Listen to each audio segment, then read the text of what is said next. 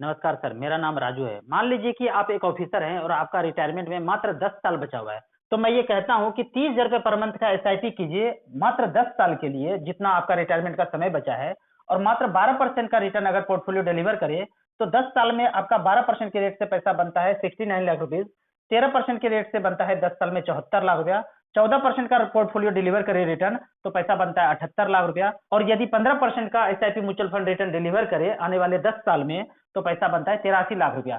जब ये पैसा 10 साल में बन जाए और आप रिटायरमेंट कर जाएंगे, क्योंकि जब आप रिटायर करेंगे तो लमसम पैसा कुछ सरकारी पेंशन मिलेगा ही, तो इस पैसे को आप 5 साल के लिए छोड़ दीजिए, यहीं पे पॉज दे दीजिए 5 साल के लिए। तो 5 साल के लिए ये पैसा 12% के रेट से बनता है 1,21,00,000 रुपया। 74 लाख का वैल्यू 12% के रेट से 5 साल में बनता है 1,36,00,000 रुपया। 78 लाख का वैल्यू होता है 1,50,00,000 रुपया। और 83 लाख का वैल्यू 5 साल के बाद मात्र 12% का रिटर्न अगर कैलकुलेट करूं तो पैसा बनता है 1,66,00,000 रुपया। अब जब ये पैसा बन गया 5 साल के बाद, यहां से हम पेंशन लेना शुरू करेंगे आने वाले 25 साल के लिए। रिटायर कर गए, 5 साल पॉज दे दिया, अब उसके बाद हम वहां से पेंशन लेना शुरू करते हैं। 72,000 रुपया पर मंथ अगर लेना शुरू करें 25 साल तक, और मात्र 10% का पेंशन वाले फंड से मैं एक्सपेक्ट करूं कि मात्र 10% का रिटर्न डिलीवर हो रहा है, तो 72,000 का पर मंथ पेंशन लेंगे 25 साल तक, तो टोटल हम ले लेंगे 2,16,00,000 रुपया। और बाद में बैलेंस वर्थ हम अपने बच्चों के लिए छोड़ के जाएंगे 4,95,00,000 रुपया। अगर हम 13% का हॉरिजॉन्टल लाइन देखें तो यहाँ से 80,000 रुपया पर मंथ अगर हम लेते हैं तो टोटल हम पेंशन ड्रॉ करेंगे 2,40,00,000 रुपया, और अपने बच्चों के लिए छोड़ के जाएंगे 5,69,00,000 रुपीज। यदि हम 90,000 रुपया पर मंथ का पेंशन लें आने वाले 25 साल के लिए और मात्र 10% का ही रिटर्न यहाँ पे डिलीवर हो, तो टोटल पेंशन 25 साल में लेंगे 2,70,00,000 रुपया, और बाद में बैलेंस वर्थ छोड़ के जाएंगे 6 करोड़ रुपया। जबकि 15% वाला लाइन देखें और यहाँ से हम 1,00,000 रुपया पर मंथ अगर हम ऑप्ट करें पेंशन आने वाले 25 साल के लिए रिटायरमेंट के बाद, तो टोटल पेंशन ड्रॉ करेंगे हम 25 साल में 3 करोड़ रुपया, और बाद में बैलेंस वर्थ अपने नॉमिनी अपने नेक्स्ट जनरेशन के लिए छोड़ के जाएंगे 6,63,00,000 रुपया।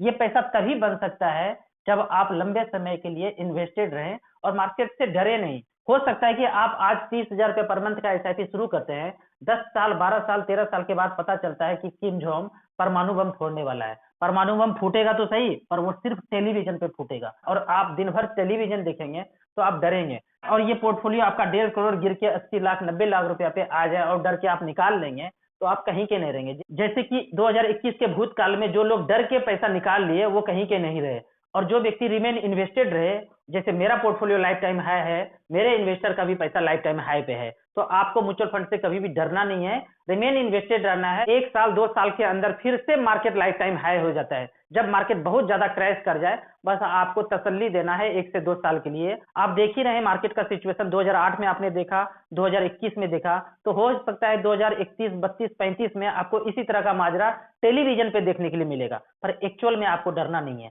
आपको क्या करना है, जब गिरावट हो तो थोड़ा सा पैसा और लगा देना है। जैसे मैं लगाता हूं, हर गिरावट में मैं पैसा लगाता हूं, क्योंकि मुझे ये समझ में आ गया है कि मार्केट यदि 10% से ज्यादा गिरता है तो मार्केट गिरता नहीं है, मार्केट को गिराया जाता है। और जब आप इस कंसेप्ट को समझ जाएंगे कि मार्केट गिरता नहीं है, गिराया जाता है, तो आप डरेंगे नहीं, उसके साथ आप भी उस गिरावट में कुछ ना कुछ खरीदेंगे। तो इस तरह से आपका पोर्टफोलियो बिल्ड होगा और आप और आपके नेक्स्ट जनरेशन फाइनेंशियल फ्रीडम को पालेंगे। आप